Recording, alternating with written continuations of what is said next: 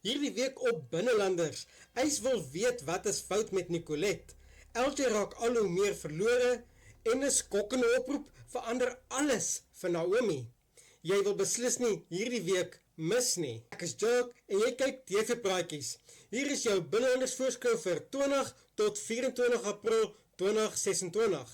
Maandag 20 April 2026.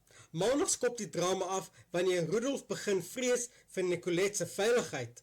Intussen ontvang Naomi 'n ontstellende oproep van die polisiestasie. Iets is ernstig fout en Elise besluit om inisiatief te neem, maar gaan haar plan dinge beter maak of erger. Nou ja, ons ken vir Elise en dinge loop nie altyd volgens plan vir haar nie. Dinsdag 21 April 2026. Dinsdag sien ons hoe LJ op 'n baie donker plek is en Talia probeer hom oortuig om sy lewe reg te ruk. Eis voel heeltemal magteloos wanneer dit by Nicolette kom, terwyl Pietro begin bekommerd raak oor Bonnie. Voordat ons kyk wat Woensdag vir ons voorlê in Binnelanders, as jy die video geniet, moenie vergeet om in te teken nie, sodat jy op hoogte sal bly wanneer ek nuwe video's oplaai. Woensdag 22 April 2026. Woensdag klou Bonnie vas aan hoop en is nog nie gereed om Elton te laat gaan nie.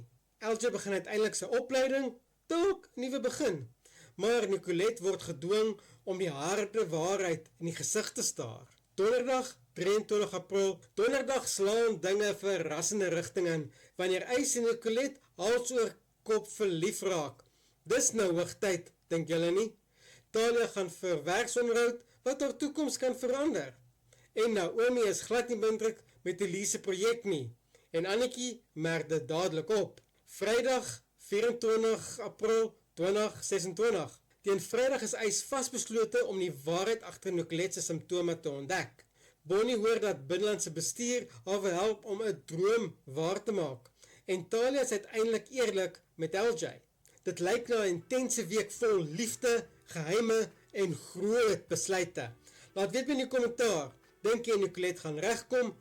En moenie vergeet om in te teken vir nog Binnelanders updates nie.